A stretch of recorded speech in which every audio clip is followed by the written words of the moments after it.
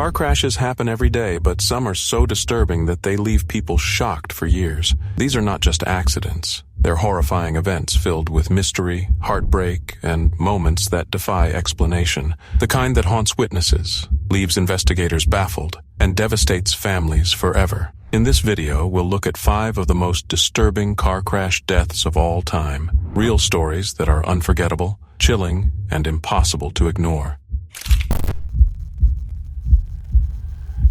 It was August 23, 2017, in Thornaby in northeast England. 22-year-old Jordan Easton had just celebrated his birthday 5 days earlier. He was full of life, sharp-witted, funny. He worked as a joiner, built things with his hands, and was loved by many. That evening, Jordan was out with friends. They returned to a friend's house later that night, a calm, familiar space. Among the group were not just young men, but a mother and a child. It wasn't a rowdy night. It wasn't the kind of environment where you'd expect something dangerous to unfold. But then Jordan said something that pulled everyone's attention. He claimed he was wearing a stab-proof vest. Some laughed it off, unsure whether he was serious. And then, before anyone could truly process what was happening, he picked up a kitchen knife and drove it into his own chest. It happened in a flash. No hesitation, just this terrifying act that no one expected. He believed the jacket would protect him, but it didn't. The blade pierced straight through. People rushed to his side, hands shaking, voices rising. Emergency services were called. He was rushed to the University Hospital of North Tees, but it was too late. The knife had gone deep. There was only one wound, but it was fatal. The investigation began almost immediately. Police needed to understand what had really happened in that house. There was no sign of a fight. Detective Superintendent Ted Butcher led the inquiry. He confirmed what many close to Jordan already felt in their gut. This wasn't a cry for help. This wasn't a man looking to die. It was a terrible, reckless decision made in a moment of complete confidence in something that wasn't real. The coroner, Karen Welsh, reviewed the evidence and issued her ruling, death by misadventure. A legal term, but a heartbreaking one. It meant Jordan had taken a risk without intending to get hurt. She called it the foolishness of youth. Jordan's mother, Allison Price, sat through that hearing. She couldn't understand it. Her son, acting like that, in front of a mother and her child? It didn't add up. It would make more sense if he was showing off in front of the lads, she said softly, fighting through tears. But in that setting, it's just not like him. Her confusion wasn't just grief. It was echoed by everyone who knew him. He was doing better.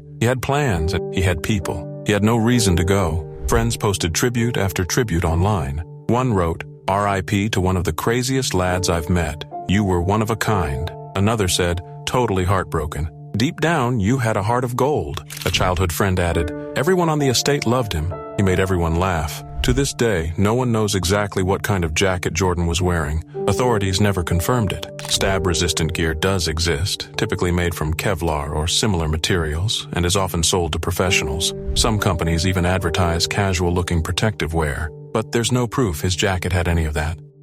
It all happened so quickly. One minute this bus was carrying a tired but happy group of teens who had spent the day at Kings Island. The next minute, there were headlights in the bus's path, a crash, a fire, and a frantic struggle against death. It was May 14, 1988. A group of children and adults from the First Assembly of God Church in Radcliffe, Kentucky, was supposed to be just that. They had spent the day at Kings Island Amusement Park. Laughter echoed on the way there, and by nightfall, they were tired but happy. 63 kids, ages 10 to 18, and 4 adult chaperones boarded their church bus for the ride home. They didn't know it, but they were about to be part of one of the deadliest drunk driving tragedies in American history. Around 10:30 p.m., as the bus made its way down Interstate 71 in Carroll County, a pickup truck appeared, coming from the wrong direction. Behind the wheel was 34-year-old Larry Mahoney. He was drunk, not just a little. His blood alcohol level was 0.24%, more than twice the legal limit, and in a few seconds, everything unraveled. The truck hit the bus head-on. The force of the crash alone was devastating, but the nightmare didn't end there. The impact ruptured the bus's fuel tank, which was located near the front steps, an overlooked design flaw that became catastrophic in that moment. Flames exploded through the vehicle. The fire moved faster than most could react. Narrow aisles, no rear emergency door, a single side exit. Kids pushed and screamed and tried to climb over seats, but the smoke was thick and blinding, the heat suffocating. By the time rescuers got the fire under control, 27 lives were gone. 24 were children. Survivors were pulled from the burning wreckage. Some burned, some barely breathing. One of the victims was 10-year-old Patty Nunnally. Her mother, Carolyn, was home when the phone rang. It wasn't a rescue call. It was a request for Patty's dental records. Later, Carolyn learned her daughter hadn't burned to death. She'd inhaled toxic fumes before the fire took her, a detail no mother should have to carry. Mahoney was arrested at the scene, reeking of alcohol, his eyes dazed. He was charged and convicted of manslaughter and wanton endangerment. 16 years behind bars, but he didn't serve all of it. Good behavior shaved off the time.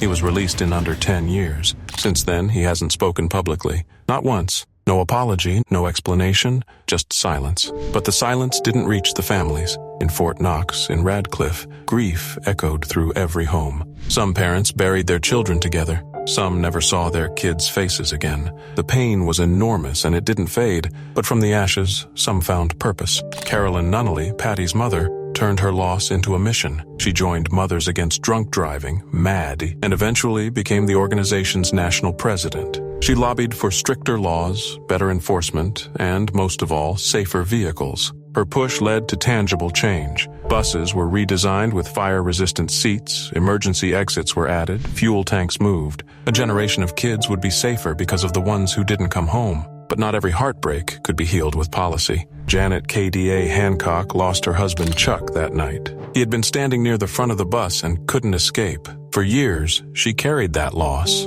until it returned. In 2010, her son Charlie, just 9 years old at the time of the 1988 crash, was killed by another drunk driver. 2 decades apart, same grief, same pain. A circle that never should have existed. Quentin Higgins was 15 when it happened. He'd been sitting near the front of the bus, burned, scarred, but alive. The crash changed him forever. Years later, he became a school bus driver, not because he forgot, but because he remembered. He even bought a bus nearly identical to the one from that night. Quentin drives that bus to schools, sharing the story, showing young people what one drunk decision can destroy. Every day when I drive, he says, I think of those kids, my friends who didn't make it. I speak for them because they can't. And he's right. They can't. But their stories do. As for Larry Mahoney, the man who started it all, he walks free, quietly, unseen. But those families live with the wreckage he left behind every single day. They look at old photographs and wonder what could have been. The Carrollton bus crash didn't just take lives. It changed them. It rewrote laws. It haunted communities. It forced America to confront a truth it still struggles with. Impaired driving isn't just reckless, it's deadly. And when it kills, it leaves behind more than victims. The family of a teenage surfer killed in a shark attack in South Australia has spoken publicly for the first time. Kai Cowley, they have described him as courageous and a magical young boy. December 28th, 2023, was supposed to be a special day. 15-year-old Kai Cowley was out surfing at Ethel Beach on South Australia's York Peninsula, sharing a father-son trip with his dad, Tim. They had driven nearly 280 kilometers from their home in Adelaide, chasing waves like they had so many times before. For them, the ocean was a bond, something sacred. Kai had been riding waves since he was 7, proudly joining the Micrograms Junior Surf Club. He was a natural, a competitor, a boy who found his rhythm where the sea met the sky. Surfing wasn't just a passion for him, it was part of who he was. And Tim, he treasured every moment, watching his son paddle out, carve through the surf, smile at the sea. It was everything, but that peace was shattered in an instant. Tim stood on the shore, eyes locked on Kai, when the water broke apart in violence. A massive shark surged up from beneath the surface, and in the blink of an eye it was on Kai. There was no time to react, no time to scream, just chaos.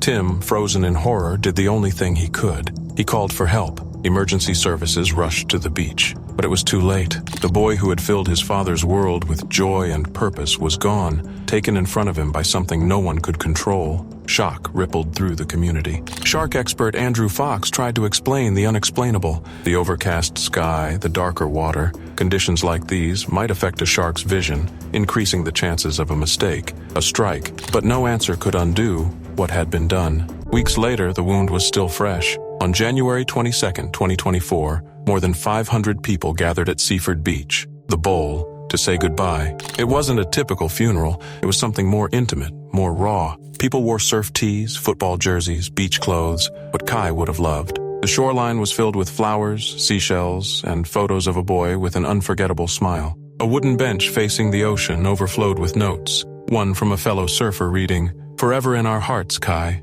It's been a pleasure sharing the waves with you over the years. I'll miss you so much." Tim Cowie stood before them and tried to find words. He spoke not just as a father, but as a man forever changed. He talked about Kai's adventurous heart, his love for surfing, for family, for life. He remembered the drives to the beach, their conversations about waves, and the joy of watching his son glide across the water. And through the grief, he held on to a quiet hope that one day, somehow, he would see his boy again. Kai's younger brother, Jet, brave beyond his years, stepped forward too. He called Kai the best big brother ever. His words were simple, aching, pure. He talked about how much he'd missed their talks, the cool things Kai taught him, the way he made everything better. At the end of the service, mourners gathered by the water and sprinkled sand into the ocean. Sand collected from 41 surf spots across the state, each one a part of Kai's journey. Then they formed a guard of honor, shoulder to shoulder, eyes on the sea. The Seaview Road board riders later planned a paddle out in his memory, a final tribute from the community that had watched Kai grow into something special. His aunt, Lauren Barley, captured it best. She said his smile, his joy for life, it was contagious. Everyone around him felt it, and now, without him, something was missing. A brightness had been stolen. But even in mourning, questions lingered. Why had there been so many attacks? Was the ocean changing? Were we doing something wrong, polluting waters, altering ecosystems, attracting danger without knowing it? The answers were murky, the danger real. It was May 28, 2025 in Budva, Montenegro, a coastal town on the brink of summer. The beaches were coming alive with sunbathers, music, and the steady whir of tourist boats. Among the crowd was 19-year-old Tihana Rodonjic, a student and part-time model from Novi Sad, Serbia. She was on vacation with her aunt and cousin, sharing her adventures with friends and followers online. It was meant to be a carefree escape. That afternoon, a local tour company offered her a free parasailing ride in exchange for promotional footage. The setup was simple. Smile for the camera as she soared above the Adriatic in a bikini, capturing the perfect summer moment. She seemed relaxed, laughing, following instructions, waving from the boat as she was strapped into her harness. The parachute lifted, the boat accelerated, and she rose into the sky. About 50 meters up, nearly 165 feet. For a moment, she floated in silence, framed by sun and sea. Then something shifted. Footage from a mounted camera showed it clearly. Her body stiffened. Her eyes darted. She tugged at her straps, adjusted her vest. The smile vanished. Her breathing grew uneven. Then a shout, desperate, piercing, "Put me down! Put me down!" Those on shore froze. She twisted in her harness, pulling at the waist strap, legs shifting. Then, suddenly, she flipped upside down and slipped through the braces. She fell, 50 meters straight into the sea. A scream, then silence. Boats rushed to the spot. They found her quickly, but it was already too late. The fall had taken everything. News spread fast. In Montenegro, in Serbia, across social media. The video confirmed it all. She had panicked and tried to free herself. But why? Miro Kurzic, the parasailing company owner, said she had shown no fear beforehand. It may have been a moment of uncontrollable fear, he offered. Investigators reviewed the footage, interviewed witnesses, and inspected the gear. Some believed she had a panic attack. Others thought she misunderstood the harness. Her family dismissed any idea of intentional harm. She had just graduated. She was joyful, full of energy, with plans for her future. Her parents, Brana and Goran, released a statement. "We will never come to terms with this. You will stay in our hearts forever." Friends remembered her as fearless, kind, always smiling. Her aunt posted an emotional tribute, recalling the laughter they'd shared hours before the tragedy. As the video circulated, people questioned the safety standards. Why wasn't she tethered to a professional, like in skydiving? Why was she alone with only basic training? Some pointed to the pressures of social media, how the need to appear brave, carefree, adventurous could override caution. Tihana had no experience with parasailing. From that height, maybe she panicked. Maybe she thought unbuckling would fix something. But it didn't. Authorities in Kotor opened a formal investigation. They combed through every strap, every clip. The final report was still pending, but no report could change what happened. November 1st, 2023, started just like that at Granite's Beach, south of Streaky Bay on South Australia's Eyre Peninsula. The beach was alive. Surfers carved through the swells and beachgoers watched the ocean dance. Among them was Todd Gendel, a 55-year-old surfer with decades of experience and a reputation for chasing the perfect wave across Australia. For Todd, this wasn't just a hobby, it was a way of life. He had just caught a wave and was paddling back out into the water, calm and focused, like he'd done hundreds of times before. But this time, something was different. Something was waiting. Without warning, a massive shape rose from the depths. A 13-foot great white shark, cutting through the water with terrifying speed. In an instant, it slammed into Todd's surfboard, knocking him off. Witnesses froze in disbelief. Jack Martin, standing on the nearby cliffs, saw the horror unfold. The shark circled back, grabbed Todd, thrashed violently, and pulled him under. It all happened in seconds, and then nothing. Panic rippled across the beach. Screams echoed. Surfers scrambled. Everyone knew what they had just seen, but no one could believe it. One of them, local surfer Jeff Schmucker, didn't hesitate. He jumped on his jet ski, racing toward the spot where it had happened. What he found was haunting. Todd's surfboard, floating alone, bearing a massive bite mark. The shark, Jeff would later describe, was the size of a sedan, weighing over 2,000 pounds, an unstoppable force from the deep. Emergency services were called immediately. Police, volunteers, and marine search crews launched an urgent operation, but the sea was unforgiving. Strong waves and swirling currents made everything harder. Superintendent Paul Barr of South Australia Police admitted what everyone feared. Finding the shark, or Todd, would be almost impossible. Great whites roam far and wide. They vanish just as quickly as they appear. The search continued for days. Water police, aerial units, and state emergency services scoured the coastline, hoping for a sign, but all they recovered was part of Todd's surfboard and a torn piece of his wetsuit. No body, no final moment to hold on to. The ocean had taken him completely. Todd's family, devastated but dignified, released a statement thanking the rescuers and the community of Streaky Bay. Todd wasn't just a surfer. He was a father, a friend, a free spirit who found joy in the rhythm of the sea. The town of Streaky Bay grieved deeply. Locals who had surfed alongside Todd for years struggled to make sense of it all. Marty Goody, a veteran surfer in the area, spoke quietly about the fear they all lived with, about the sharks they knew were out there, about how it seemed like there were more of them now. He'd surfed those waters for 40 years. He'd never seen anything like this. This was the second fatal shark attack in South Australian waters that year. And though the statistics would later call it a rare event, for the people who were there, for those who loved Todd, it was anything but rare. Tonight, a community is grieving. A popular family travel influencer died after being involved in a car accident in Mexico. It was March 6th, 2025, a day meant for sunshine and celebration. Elise Caffey, a fearless family travel influencer from Utah, had just arrived in Cancun, Mexico with her husband Dan. They weren't filming or sharing content. They were simply guests at a wedding, taking a rare moment to be just a couple. No kids, no cameras. Elise, known online as 3 Kids Travel, had inspired thousands by proving that family life didn't mean sacrificing adventure. But this time, the adventure would end in tragedy. They were in a hired vehicle, cruising through the city. Then, without warning, a truck carrying hot asphalt lost control. In seconds, a 10-car pileup exploded into chaos. Their car was hit the hardest. It flipped violently and landed in the worst possible position. And then came the asphalt. Boiling black liquid poured into the wreck. Elise was trapped underneath, burned by the scorching flood. The crash had happened just outside a hospital,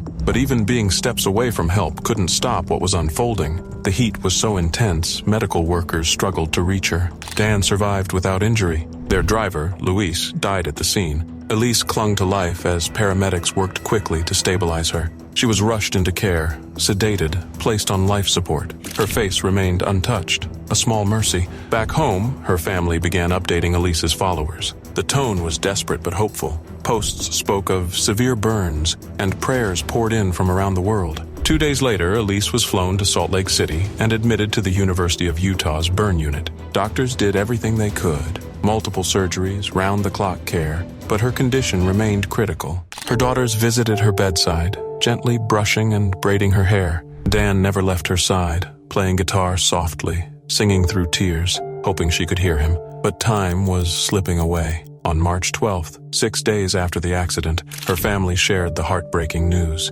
Elise had passed. She held on for as long as she could and fought so hard, they wrote. The post was filled with sorrow, but also gratitude that she made it home, that she said goodbye, that everything possible had been done. They ended with hope. We believe in eternal families and know we'll see her again. But the heartbreak didn't end there. Luis, the driver who lost his life, left behind a wife and 2 teenage daughters. Elise's family launched a GoFundMe in his honor.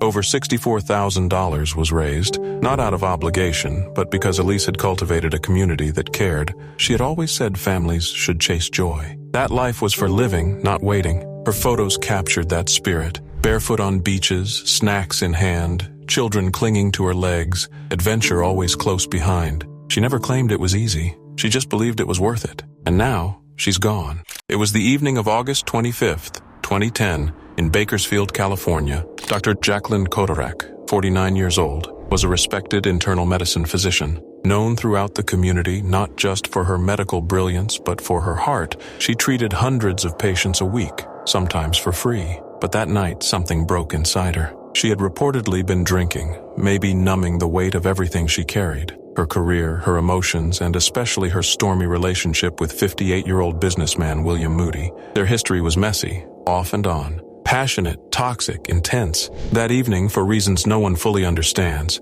she decided to go to his home, but Moody wasn't there. He had slipped out the back door before she arrived, avoiding another blow-up, another night of emotional exhaustion. Dr. Kotarak didn't know he was gone, and something inside her refused to just walk away. First, she tried to force her way in. She found a shovel and tried to break down the back door. When that didn't work, something in her snapped, logic twisted by alcohol, desperation, and maybe heartbreak. She grabbed a ladder, climbed onto the roof, and pulled off the chimney cap. Then, unbelievably, she tried to enter the house through the chimney, feet first. It sounds impossible. It should have been impossible. But she went in anyway. What she didn't know was that just 2 feet above the fireplace, the chimney narrowed, too tight for a grown woman to pass through. She got stuck, wedged in a vertical tunnel of brick and soot, completely alone, trapped in a space so tight, her chest couldn't even expand. She couldn't scream, couldn't move. No one heard her. No one knew. The next morning, when she didn't show up to work, her assistant and even William Moody began to worry.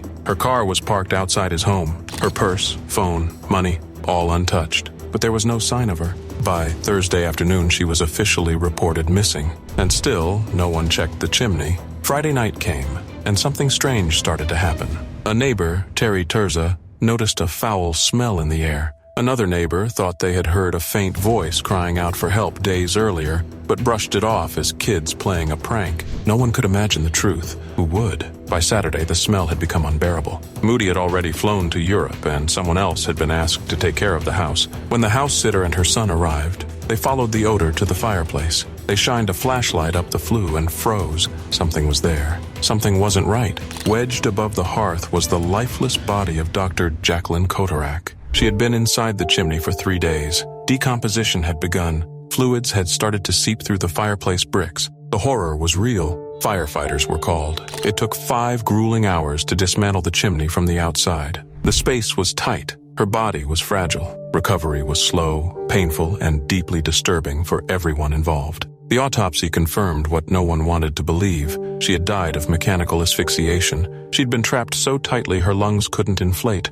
There were no signs of foul play, no defensive wounds, just a deeply distraught woman caught in a moment of chaos, trying to enter a home that wouldn't let her in. Moody, when reached later, called it a terrible mistake, an act of judgment he couldn't explain. He didn't speak much about their relationship. Maybe it hurt too much. Maybe he didn't want the world to know what they were really like behind closed doors. But he did say this: her death was devastating. And it was, not just for him, but for her patients, for her community, for everyone who had once relied on her healing touch. She had recently been voted a local favorite, honored for her tireless dedication. She was the doctor, and now she was gone. Tonight, Yavapai County Sheriff's investigators looking into answers about what caused a deadly crash near Prescott.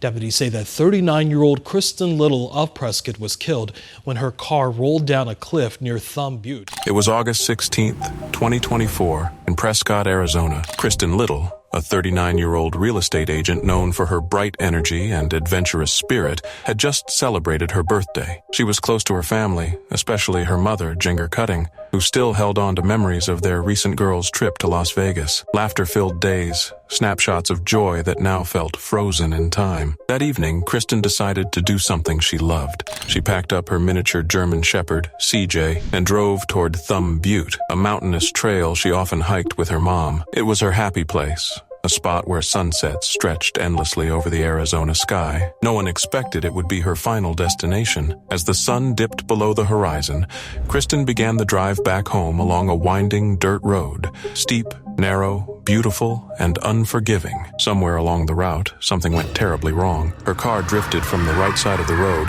veered sharply left, and then vanished. It plummeted nearly 1,000 feet down a jagged cliffside. The silence that followed was eerie. No screeching brakes, no warning. When first responders finally reached the remote crash site, they found Kristen's vehicle mangled and twisted in the trees far below. Kristen had been ejected from the car. She didn't survive. Her body was discovered nearby, still and silent beneath the vast Arizona sky. It was already dark. The terrain was treacherous. Authorities made the gut-wrenching decision to wait until morning to recover her remains, but they didn't leave her alone. Deputies stayed overnight, guarding the site, making sure Kristen wasn't left in the darkness without care. But in the middle of the wreckage, one astonishing detail emerged. CJ, her dog, her constant companion, was alive. Against all odds, the tiny German shepherd had been thrown from the car, but somehow survived. No major injuries, no burns, just shaken. He remained near Kristen, almost as if refusing to leave her side. When the deputies brought him back to Jinger, the moment was overwhelming. She clutched him tightly and whispered through tears,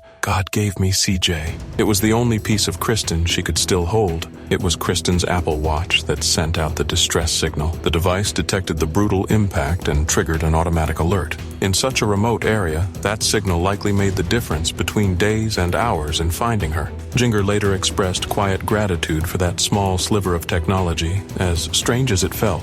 Without it, the wait could have been even longer, the wondering even worse. Kristen wasn't just a daughter. She was a force. She loved the outdoors, the thrill of a hike, the calm of paddleboarding, the joy of having CJ at her side. She had built a respected real estate career but never let go of the part of her that chased adventure. People in Prescott knew her, loved her. The outpouring of grief when the news spread was immediate and raw. Messages, flowers, and stories filled social media. Friends shared how Kristen made them feel seen, how her laughter made bad days better, how her presence lit up rooms. Jinger, still dazed in her grief, remembered their hikes through Thumb Butte, their early morning talks, the way Kristen always wanted to be outside, exploring. "She was the light of my life," she said, her voice breaking. "She put her heart into everything. The cause of the crash is still being investigated." Jinger and her husband, John, a retired police officer, plan to meet with authorities. They know it won't bring her back, but they need answers. Anything to make sense of the senseless. To honor Kristen, Jinger is organizing a celebration of life, an outdoor event near Watson Lake where those who knew and loved her can gather, laugh, cry, remember. And she's going further. She's working on a foundation in Kristen and CJ's names, one that could support rescue efforts and push for safety changes in the area. Thumb Butte, beautiful as it is, lacks guardrails along stretches of dangerous road. Jinger wants that to change. She doesn't want any other mother standing where she stood. The heartbreak is immense. The hole Kristen leaves behind feels impossible to fill. But her story, her energy, her love for nature, her connection with her dog and her family won't fade. The waters off Oahu's north shore looked calm that Sunday afternoon, too calm. The sun cast its golden rays over the glassy surface, and everything about the scene whispered peace. But beneath that deceptive beauty, something deadly was waiting. For Tomeo Perry, it was just another day in the ocean he called home. With his surfboard under his arm, he paddled out near Goat Island, a spot he knew better than most. These waves had been his playground, his sanctuary, his proving ground for decades. Tomeo wasn't just another surfer. He was Oahu's own, part of the very soul of the island. A fearless charger of the biggest waves, a dedicated lifeguard, a teacher of the sea, and a beacon of aloha. He had faced down monster swells at Pipeline, shared the screen in Pirates of the Caribbean, Blue Crush, and Lost, and stood as a guardian on these beaches, watching over others with the same reverence he gave the water. But Tomeo's story was never about fame. It was about love for the ocean, for his people, and for every soul drawn to the waves. On June 23rd, 2024, something unimaginable shattered that legacy. While surfing near Goat Island, a place where he'd probably caught thousands of waves, Tomeo was attacked, brutally. A shark struck with ferocity, tearing through the water and leaving chaos in its wake. Witnesses would later describe a horror that didn't seem real. Tomeo had lost an arm and a leg in the attack. Lifeguards raced toward him on jet skis, fighting both the ocean and the clock to bring him back. They made it to shore. They tried everything, but the wounds were catastrophic. The man who had spent his life rescuing others couldn't be saved. He was 49. The news hit Hawaii like a thunderclap. On an island where everyone knows the water and those who live by it, Tamayo's death was personal. Surfboards were lowered, tears were shed, and hearts broke. Acting Ocean Safety Chief Kurt Lager called him a lifeguard loved by all. Honolulu Mayor Rick Blangiardi called it a tragic loss and remembered him as a legendary waterman. To many, Tamayo was more than a protector. He was the spirit of the sea in human form. In the days that followed, the waves seemed different, slower, as if the ocean itself was mourning. Tamayo had once said he was just a small-time island boy who could bang it out with the world's best, and he had. He went toe-to-toe with the biggest swells, inspired generations, and lived every moment with a fire that lit up beaches from Waikiki to Waimea. But in the cruelest of ironies, the very sea that had shaped him, raised him, and given him everything, turned on him. And now, that vast Pacific horizon, so full of stories, of echoes, of legends, holds one more, the story of Tamayo Perry, a waterman who lived with fearless grace, who left behind not just memories, but a wake of inspiration that will ripple forever. A 16-year-old girl has died after being mauled by a shark while swimming in Perth's Swan River. Stella Berry had jumped off a jet ski while on the water with friends when she was attacked.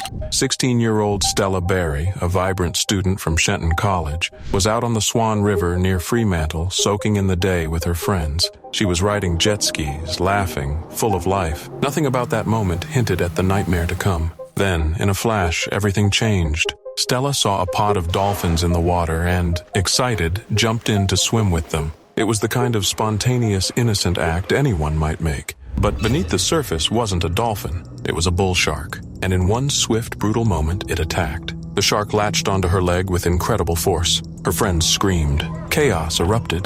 Paramedics arrived quickly, but the damage was too severe. Despite desperate efforts, Stella was pronounced dead at the scene. Just like that, a radiant young life was gone, and the river that once felt like freedom became the scene of unspeakable tragedy. It was the first fatal shark attack in the Swan River in over 100 years. The last one happened in 1923. Stella's death didn't just shake her family and friends, it shocked an entire nation. Her parents, Matt and Sophie Berry, released a heartbreaking statement. They spoke of their daughter's love for art, her dream of living in Europe, and how she was the best daughter they could have imagined. Her friends, especially those who were there, were left traumatized. Laura Connolly called her the sweetest, smartest girl she knew. Tegan MacArthur said she still couldn't believe it. Just a day earlier, they'd been texting, planning their lives. Now all that was left were memories and pain. What made it even more terrifying was the location. The Swan River isn't known for shark attacks. Wildlife scientist Dr. Vanessa Perrotta noted that sharks are rare in that part of the river.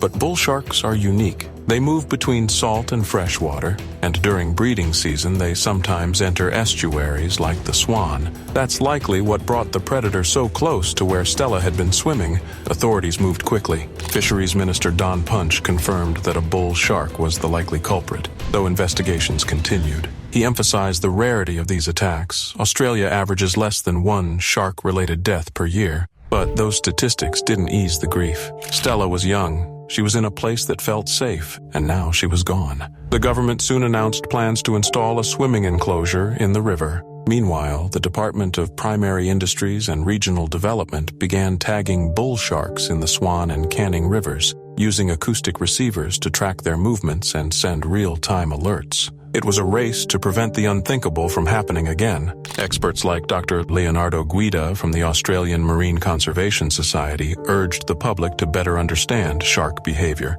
He stressed how things like fishing waste near swimming areas could unintentionally draw sharks closer to people. Education, he said, was key to avoiding future tragedies. Even Fremantle's mayor, Hannah Fitzhardinge, admitted she'd never imagined such danger in the river. She herself had swum near the site of the attack just days before. Now she was calling for stronger protections, possibly even permanent shark barriers. But one detail stood out, chilling in hindsight. In 2017, Stella had designed a shark-free ocean pool for Perth's Cottesloe Beach as part of a school project. It was creative, thoughtful, built with swimmer safety in mind. It was never built. Looking back, the project felt eerily prophetic. DNA tests eventually confirmed it. A bull shark had killed Stella. The findings were handed to the coroner, and the investigation pressed on, but the loss was permanent. It was August 10, 2021, in the quiet village of Fulsawangi within Maharashtra's Yavatmal district. A group of young men gathered in an open field. In the center stood something strange, something that didn't belong. A homemade helicopter. It looked like something out of a science fiction film. A spindly, metal-bodied machine with whirring blades and exposed wiring. It hadn't come from a factory or lab. It had come from the hands of a dreamer. Inside the cockpit sat 24-year-old Sheikh Ismail Sheikh Ibrahim, known as Muna to his friends. He wasn't a pilot or engineer. He had dropped out after 8th grade and worked with his older brother in a small welding shop. Most days were spent repairing cupboards and coolers. But behind those sparks was a mind lit with ambition. He wanted to build a real working helicopter, all on his own. Inspired by Rancho from Three Idiots, Ismail believed he didn't need a degree to change the world. He had something else, obsession. For 2 years, he scavenged scrap metal and salvaged car parts, welding day and night. YouTube became his classroom. He learned about mechanics and design from the screen of a phone. He named the machine the Munya helicopter, and he poured his soul into every bolt and blade. His goal wasn't fame, it was pride. He planned to reveal the helicopter on August 15th, India's Independence Day, a symbol of hope, a tribute to his village. One day he dreamed of building low-cost helicopters for flood relief efforts, but first, it had to fly. That night, under a cloudless sky, a few friends stood watching with phones out and hearts racing. The machine had lifted before, just 5 feet, but this was supposed to be the real test. Ismail climbed into the seat, but something was wrong. He wasn't wearing his helmet or headphones, gear he never skipped before. No one knows why. Maybe nerves, maybe excitement. Maybe he thought this was the moment that would change his life. The engine started. The main rotor spun, then the tail. The helicopter shook to life. For a second, it looked like he was about to make the impossible happen. Then, disaster. With a crack, the tail rotor snapped. It slammed into the main rotor, sending metal shards flying. One large piece smashed through the windshield and struck Ismail in the head. He collapsed. His friends dropped their phones. They rushed to him, pulled him from the wreck, and raced him to a hospital in Buldana. But it was already too late. The village was stunned. Their rancho was gone. A boy with no degree, no resources, just belief. He had built a machine from scrap. And for a moment, it had almost worked. Videos of the crash spread across India. People watched the final seconds of a dream in flight. Police launched an investigation. They questioned his brother and the 3 friends who witnessed it. The wreck was seized for analysis. Experts said the tail rotor gave out under pressure. The structure was too weak. It triggered a chain reaction. They warned that while tutorials can guide small projects, aircraft need precision, expert oversight, things Ismail never had. It was April 28, 2023. A warm night in Folly Beach, South Carolina. Samantha Miller, 34, had just married the love of her life, Arik Hutchinson. Their wedding had been everything they dreamed. Simple, joyful, unforgettable. After the reception, they climbed into a golf cart to ride into their new life. Samantha, still in her wedding dress, turned to Arik and smiled. "I don't want the night to end," she said, but it was about to. Nearby, Jaime Komorowski, 25, was getting into her car after spending the day drinking. Witnesses saw her stumbling, slurring, clearly drunk. No one stopped her, not friends, not bartenders. Her blood alcohol level was more than 3 times the legal limit. But she drove anyway. She was going 65 in a 25 zone when she crashed into the golf cart. The impact was devastating. Arik was thrown, suffering brain trauma, shattered bones, and a broken heart. Samantha died instantly. One moment she was glowing in her wedding dress, the next, gone. When police arrived, Komorowski refused a sobriety test. She insisted she'd done nothing wrong, but the evidence told the truth. Her toxicology report made it undeniable. She should never have been behind the wheel. While Komorowski was taken to jail,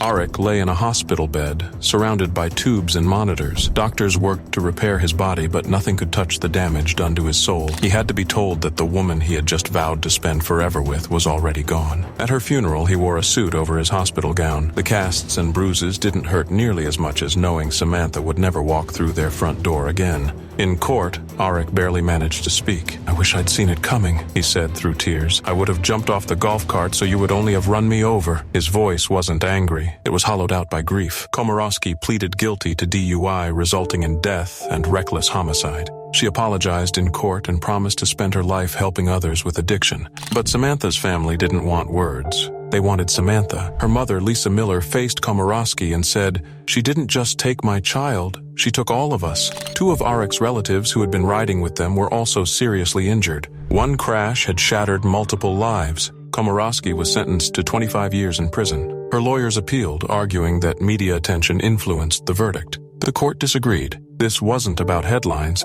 It was about a life cut short on the happiest night of all. Arik filed a lawsuit, not only against Komorowski, but also the bars that kept serving her. He wanted to hold them accountable for ignoring the signs. This wasn't revenge. It was a plea for change, so no one else would have to bury a bride before the honeymoon.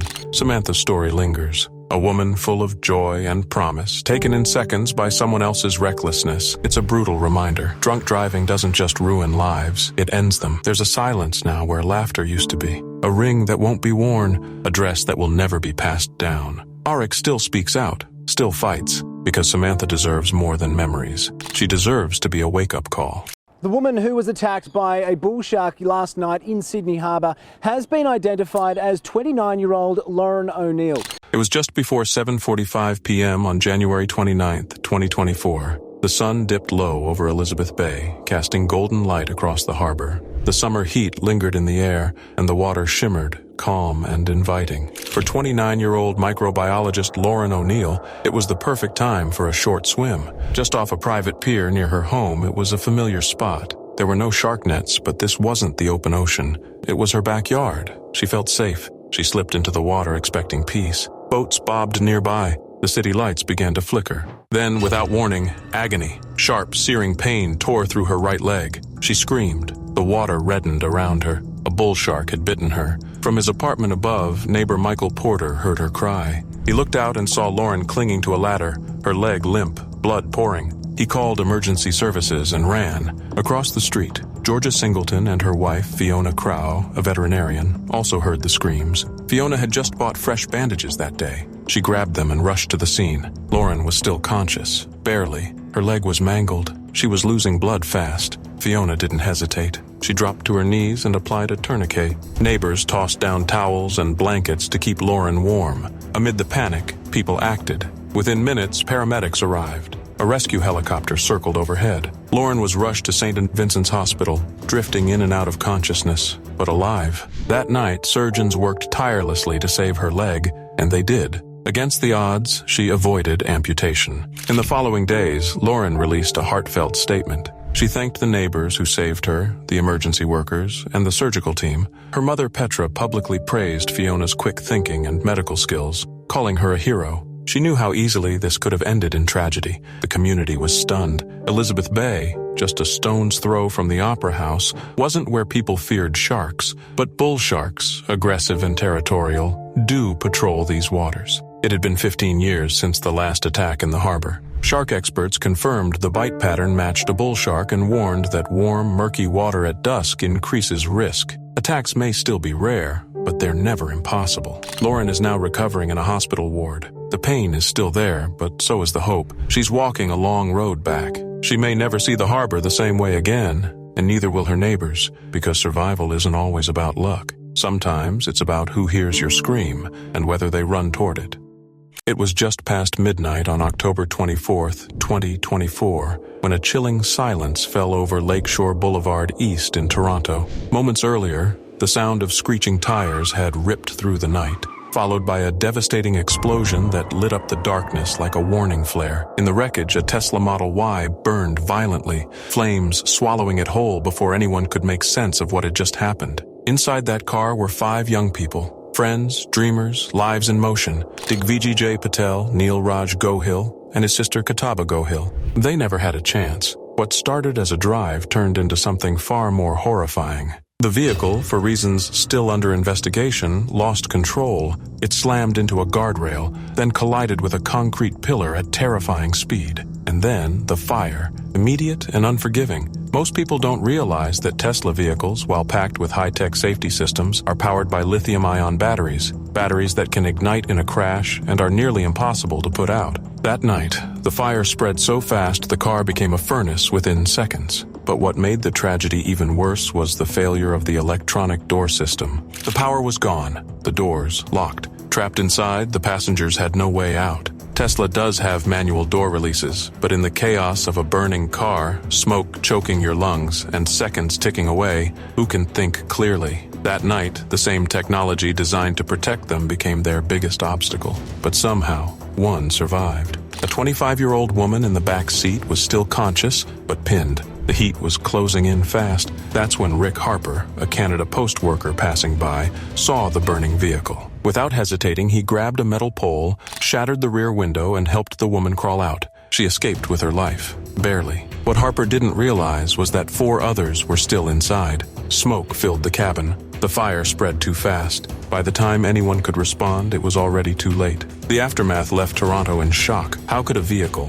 marketed as one of the safest on the road, become a steel tomb? Tesla boasts features like automatic braking, stability control, and stellar crash test ratings. But when power is lost, none of that matters. All those features vanish with the electricity. And this wasn't the first time. The lone survivor now carries emotional scars few can imagine. She lived, but lost 4 of her closest friends. Jay, Digviji, Neil, and Kataba had full lives ahead of them. Now just memories remain. Authorities are still trying to determine what caused the crash. The only certainty is that once the Tesla hit the pillar, it became a death trap. A high-tech machine built for safety turned into something no one could escape from. Tesla, for its part, continues to point to its strong safety record, citing crash test ratings, low rollover risks, and autopilot features. But those statistics mean little when basic functions, like opening a door in an emergency, fail when needed most. The National Highway Traffic Safety Administration has already raised red flags about the Model Y,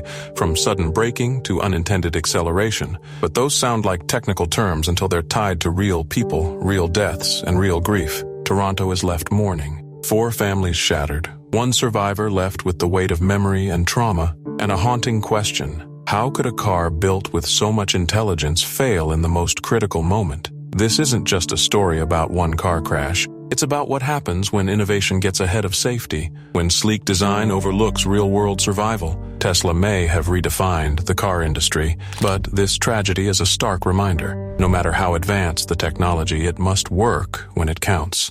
It was just after midnight on June 1st, 2025 in East Hartford, Connecticut. The kind of early Sunday morning when the streets are mostly quiet. The neon signs of late-night diners buzzing in the stillness. A group of teenagers had just finished their meal at the AAA diner on Main Street. The check? $115. But instead of paying, they walked out and climbed into an Uber. Moments later, flashing lights. The car was pulled over near Main and Orchard Streets. Inside was 17-year-old Jackie Perry, a junior at Weaver High School. He wasn't loud or reckless. He was quiet, thoughtful, the kind of kid who held his dreams close. He loved football and basketball. He was trying to turn things around. His grades were finally improving. He had started seeing a future for himself. A basketball tournament in Florida was coming up, and he was looking forward to it. That future ended before the sun came up. The officers who pulled over the Uber didn't seem hostile. Body cam footage later showed them giving the teens a chance. Pay the bill and there'd be no charges.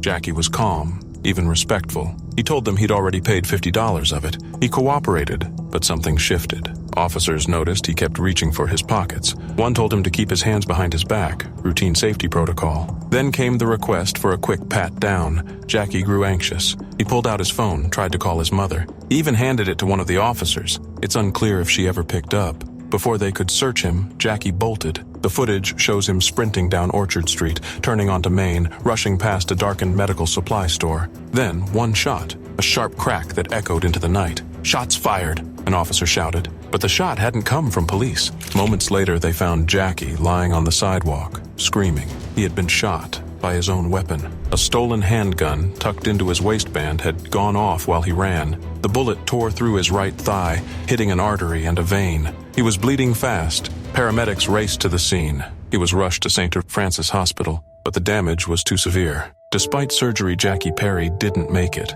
The office of the chief medical examiner ruled it an accident. The shot that killed him had come from his own gun. No one knows how he got it. It had been reported stolen from South Windsor. The news shattered his community. Teachers, friends, family, all spoke of a boy who was more than the worst decision he ever made. A kid who had made mistakes, yes, but who had been trying, really trying, to build something better for himself. He'd started playing football at age 9. His grandfather, Trevor Big Tiggett, had coached him. Even after foot injuries, Jackie stayed committed, playing basketball, showing up, pushing through. He lived with his mother, Jabrell Perry, and was one of 8 siblings. That same year, their home on Martin Street had burned down. They lost everything. But Jackie, he stayed hopeful. On Mother's Day, he gave his mom a pink teddy bear with a recorded message. "I love you." His grandmother, Lori Perry, said he had stumbled during sophomore year, but the alternative education program had changed him.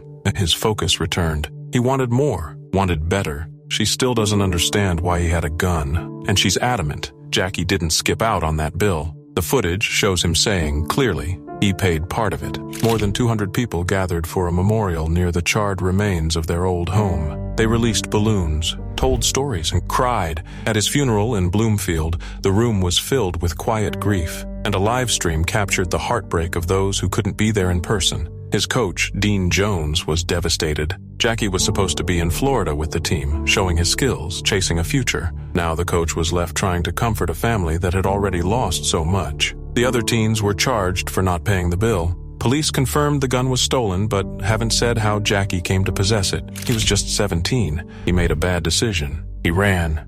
He carried something he shouldn't have, but he didn't get a second chance. And that's what cuts deepest.